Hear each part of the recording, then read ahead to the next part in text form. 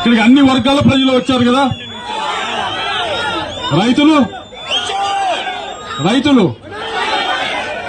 ఈసారి ఏం పండించారు? మిర్చి రేట్ ఏముంది?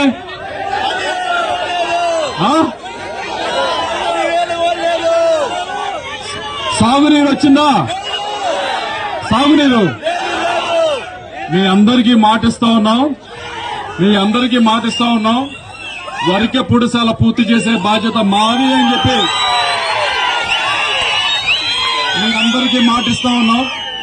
సాగునీరు ముటుకూరికి తెప్పించే బాధ్యత మాది అని మీకు మాటిస్తా ఉన్నాం. వరికి పుడిసాల పూర్తి చేసి సాగునీరిస్తే